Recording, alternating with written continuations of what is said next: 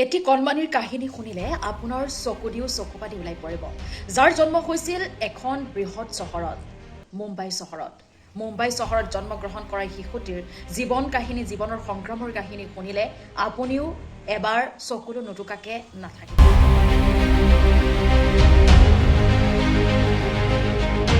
এটা সাক্ষাৎকাৰত উল্লেখ কৰিছিল সৰুৰে পৰা কেনেদৰে সংগ্ৰাম কৰিছিল এখন ৰুটিৰ বাবে কেনেদৰে হাহাকাৰ কৰিছিল এই শিশুটিয়ে এখন ৰুটি খাবলৈও ঘৰৰ অৱস্থা ইমানেই বেয়া আছিল যে এখন ৰুটি খাবলৈ এবাৰ চিন্তা কৰিবলগীয়া পৰিস্থিতিৰ উদ্ভৱ হৈ পৰিছিল সৰুতে চকলেট খাই সকলো শিশুৱে ভাল পায় হয়তো আপোনাৰ মোৰ সকলো সম্পৰ্কীয় সকলো শিশুৱে চকলেট খাই ভাল পায় কিন্তু সেই চকলেটৰ সোৱাদ ল'বলৈও এই শিশুটিয়ে কি কৰিছিল আপুনি শুনিলে হতচকিত হৈ পৰিব এটা খালত পৰি থকা এটা চকলেট এটা টুকুৰা উঠাইছিল আৰু সেই নৰ্দমাত পৰি থকা গেলাপচৰ মাজত সোমাই থকা সেই চকলেটৰ টুকুৰাটো তুলি লৈ চকলেটৰ সোৱাদ লৈছিল কেৱল ইমানেই নহয় আৰু বহু এনে ধৰণৰ ঘটনা আছে যি ঘটনাৰ কাহিনী শুনিলে আপুনি চকুলো টুকিব শিশুটিয়ে জন্মগ্ৰহণ কৰিছিল মুম্বাইৰ স্থিতি আছিল সেই সময়তে তেওঁ দেখিছিল যে কেনেদৰে ভোকৰ বাবে মানুহে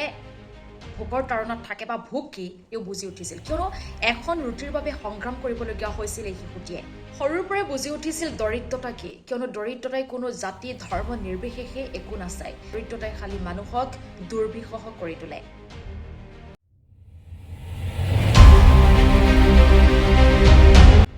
সংগ্ৰাম কৰিছিল তেওঁৰ লগত পিন্ধিবলৈ এযোৰ ভাল পোছাক নাছিল কাপোৰ নাছিল ফটা চিঙা কাপোৰ পিন্ধি তেওঁ যেনে তেনে নিজৰ ভোক নিবাৰণ কৰিছিল এখন ৰুটিৰ বাবে প্ৰতিটো সময়তে তেওঁ সংগ্ৰাম কৰিছিল মুম্বাইৰ সেই অঞ্চলত যেতিয়া কোনো শিশুৱে ভাল ভাল কাপোৰ পিন্ধি আহে ভাল ভাল খেলা বস্তু কিনে ভাল ভাল খাদ্য খাই সেই সময়ত তেওঁ থৰ লাগি চাইছিল আৰু সেই সময়ত তেওঁৰ মনটো হয়তো বহু কান্দি উঠিছিল তেওঁ মনত বহু আঘাত পাইছিল সৰুৰে পৰা এইসমূহ দেখি বুজি তেওঁ সৰুৰে পৰাই বুজি উঠিছিল যে ভোক নিবাৰণৰ বাবে মানুহে সংগ্ৰাম কৰিব লাগিব ভোক নিবাৰণৰ বাবে মানুহে কষ্ট কৰিব লাগিব উল্লেখ কৰিব লাগিব ৰাষ্ট্ৰীয় সংবাদ মাধ্যম টাইমছ ইণ্ডিয়া নামৰ এটা সংবাদ প্ৰতিষ্ঠানৰ সৈতে এই শিশুগৰাকীৰ অৰ্থাৎ ডাঙৰ হোৱাৰ পাছত এটা সাক্ষাৎকাৰ হৈছিল আৰু সেই সাক্ষাৎকাৰতে এই সকলোবোৰ কথা তেওঁ উল্লেখ কৰিছে আপোনালোকে হয়তো ভাবিছে কাৰ কথা মই কৈ আছো এই ব্যক্তিগৰাকীক চিনি নোপোৱা মানুহ হয়তো খুবেই কম ওলাব এই ব্যক্তিগৰাকীক আপোনালোকেও চিনি পায় নাম হৈছে হুছেইন মানছুৰী এতিয়া সমগ্ৰ ৰাজ্যজুৰি চৰ্চিত হৈ পৰিছে কিয়নো সুদূৰ মুম্বাইৰ পৰা হুছেইন মানছুৰী উৰি আহি অসমবাসী ৰাইজলৈ আহিছে উজনি অসমৰ বানাক্ৰান্ত ৰাইজৰ কাষত গৈ তেওঁ যিমান পাৰে সহায় কৰিছে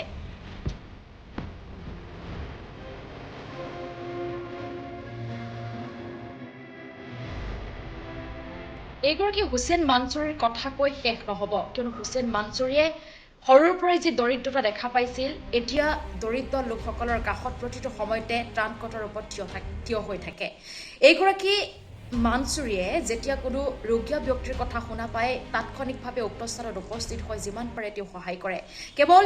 মানুহকে সহায় নকৰে পশু পক্ষী জীৱ জন্তুকো তেওঁ বিভিন্ন পৰিমাণে সহায় কৰা পৰিলক্ষিত হয় দেশজুৰি এতিয়া এগৰাকী হুছেইন মানছুৰীৰ নাম মুখে মুখে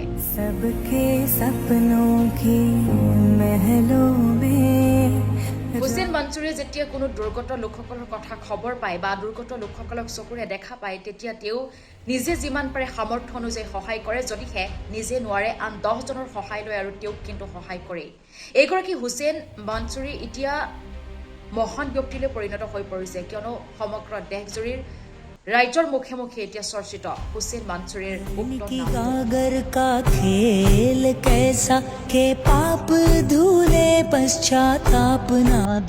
বৰ্তমান সময়ত হুছেইন মানছুৰী এতিয়া মানৱ দৰদী ৰূপত পৰিগণিত হৈ পৰিছে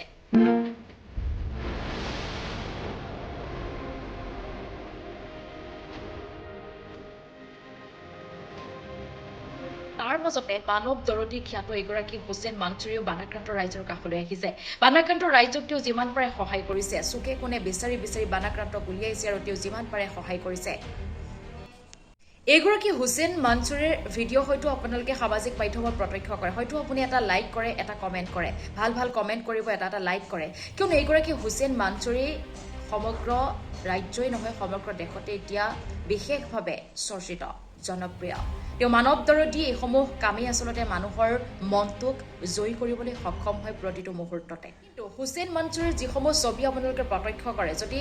সেই ছবিসমূহৰ পিছৰ ছবিখিনি আপোনালোকে জানে পিছৰ কাহিনী জানে এবাৰ ভাবিবলৈ বাধ্য হৈ পৰিব আপোনাৰ চকু দি এক চকুলো বৈ আহিব হুছেইন মনছুৰীয়ে কিন্তু সৰুৰে পৰা হাৰি যোৱা নাছিল বহু অভাৱ অনাটনৰ মাজেৰে হুছেইন মনছুৰীয়ে নিজৰ পঢ়া শুনাখিনিও আচলতে অব্যাহত ৰাখিছিল এদিন পঢ়া শুনা সমাপ্ত কৰি হুছেইন মনছুৰীয়ে বহু অভাৱৰ মাজত বহু চাকৰিৰ বাবে তেওঁ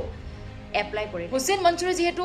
এখন বহু আচলতে সৰু এখন ঠাইৰ পৰা আহিছিল গতিকে হুছেইন মনছুৰীয়ে ইংৰাজী সেই বিষয়টো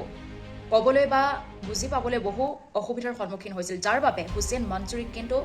এটাৰ পাছত আনটোকৈ বিভিন্ন ধৰণৰ চাকৰি এপ্লাই কৰাৰ পাছতো তেওঁ সেই ইংৰাজী ক'ব নোৱাৰাৰ বাবে ইংৰাজী ভালদৰে বুজি নোপোৱাৰ বাবে আচলতে তেওঁক ৰিজেক্ট কৰা ইয়াৰ পাছতো কিন্তু বহু বাধা পোৱাৰ পাছতো হুছেইন মনছুৰী কিন্তু থমকি নৰল এটাৰ পাছত আনটোকৈ চাকৰিৰ বাবে লাগি লাগি অৱশেষত এটাৰ পাছত আনটোকৈ চাকৰিত তেওঁ যোগদান কৰিলে আৰু 2009 বৰ্ষত হুছেইন মনছুৰীয়ে একাউণ্টেণ্ট চাকৰিওতো যোগদান কৰিলে পিছৰ পৰ্যায়ত তেওঁ এয়াৰলাইনৰ গ্ৰাউণ্ড ক্ৰু হিচাপেও তেওঁ কাম কৰে আৰু তাৰ পাছত মানুহক প্ৰতিটো সময়তে সহায় কৰিবলৈ তেওঁ এয়াৰলাইন্সত কাম কৰিছিল তেতিয়া তেওঁ আন এক প্ৰতিভা তেওঁ বিকাশ ঘটে মানুহসমূহ যেতিয়া এয়াৰপৰ্টত আহি উপস্থিত হৈছিল মানুহসমূহক কিন্তু তেওঁ বেগ দাঙি সহায় কৰি দিছিল বিভিন্ন ধৰণেৰে যেনেদৰে পাৰে তেওঁ সহায় কৰিবলৈ প্ৰতিটো সময়তে সষ্টম হৈ সাক্ষাৎকাৰটোত উল্লেখ কৰা অনুসৰি এই কামসমূহ আচলতে মানুহক সহায় কৰে এই কামসমূহ যিমান তেওঁ কৰিব ধৰিলে সিমান তেওঁ মানসিকভাৱে শান্তি পাবলৈ আৰম্ভ কৰিলে যিসমূহ অভাৱ অনাটনৰ মাজেৰে হুছেইন মনছুৰীয়ে পাৰ কৰিছিল সৰুৰে পৰা যিসমূহ দুখ তেওঁ দেখিছিল অভাৱ দেখিছিল সংগ্ৰাম দেখিছিল মানুহক সহায় কৰাৰ লগে লগে সেইসমূহ সংগ্ৰাম সেইসমূহ দুখ যেন লাহে লাহে তেওঁ পাহৰিবলৈ তেওঁ সেই সময়খিনিত বুজি উঠিছিল যে তেওঁ যিমানেই দুখীয়া মানুহক সহায় কৰিব অভাৱত থকা মানুহক সহায় কৰিব ৰোগীয়া মানুহক সহায় কৰিব মানুহক সহায় কৰিব তেওঁ তেতিয়াই মানসিক শান্তি পাব সকলোবোৰৰ পাছত হুছেইন মনছুৰীয়ে উল্লেখ কৰা অনুসৰি তেওঁ এক ব্যৱসায় কৰিবলৈ আৰম্ভ কৰিলে হাতত যেহেতু বহু পৰিমাণৰ ধন নাছিল গতিকে বন্ধুবৰ্গৰ পৰা তেওঁ সহায় ল'লে আৰু সহায় লৈ তেওঁ এক ব্যৱসায় আৰম্ভ কৰিলে লগৰ পৰা সহায় লৈ তেওঁ এক কাপোৰৰ দোকান আৰম্ভ কৰিলে মুম্বাইত বৰ্তমান সময়ত মুম্বাইত হুছেইন মনছুৰীৰ এখন কাপোৰৰ দোকান আছে এই সকলোবোৰৰ পাছতো কিন্তু হুছেইন মনছুৰীয়ে মানুহক সহায় কৰা মানৱতা সেৱা তেওঁ পাহৰি নগ'ল যেতিয়া দোকানত তেওঁ থাকে আৰু সেই সময়ত দোকানত বিভিন্ন লোক আহে মহিলাসকল আহে আৰু মহিলাসকলে যিসমূহ বেগ লৈ আহে সেইসমূহ বেগ বিভিন্ন সময়ত কিন্তু হুছেইন মনছুৰীয়ে তেওঁলোকৰ ঘৰত গৈও থৈ আহে এনেদৰে আচলতে মানৱ সেৱা হুছেইন মনছুৰীয়ে দোকানখন দিয়াৰ পাছতো অব্যাহত ৰাখিছিল বহু বয়োজ্যেষ্ঠ লোক তেওঁৰ দোকানখনত আহে আৰু সেই দোকানখনত অহাৰ পাছত হুছেইন মনছুৰীয়ে উক্ত বয়োজ্যেষ্ঠ লোকসমূহে লৈ অহা বেগসমূহো কিন্তু তেওঁ উঠাই থৈ আহে বা ঘৰত গৈ তেওঁ থৈ আহে হুছেইন মনছুৰী এইসমূহ গুণে আচলতে মানুহক আপ্লুত কৰিবলৈ আৰম্ভ কৰিলে হুছেইন মনছুৰীয়ে পদপথত দোকান দিয়াৰ পৰা সমান্তৰালভাৱে ৰোগীয়া ব্যক্তি তাৰ সমান্তৰালভাৱে বিভিন্ন ধৰণৰ লোকক সহায় কৰি মানুহৰ মন জয় কৰিবলৈ আৰম্ভ কৰিলে বা মানুহক জয় কৰিবলৈ আৰম্ভ কৰিলে এইগৰাকী হুছেইন মনছুৰীয়ে শৈশৱতে যিসমূহ অভাৱ অনাটন দেখিছিল দুখ কষ্ট দেখিছিল সেইসমূহ দুখ কষ্ট তেওঁ আন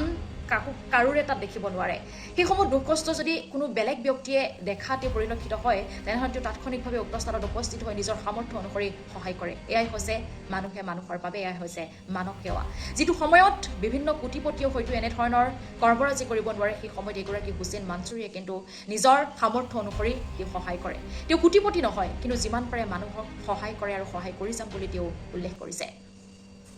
এইগৰাকী হুছেইন মনছুৰীক আপুনিও এটা ভাল কমেণ্টৰ জৰিয়তে তেওঁক অভিনন্দন জ্ঞাপন কৰক কিয়নো হুছেইন মনছুৰীৰ দৰে এনে বহু ব্যক্তি আছে যিয়ে বিভিন্ন সময়ত নীৰৱে মানৱ সেৱা কৰি যায়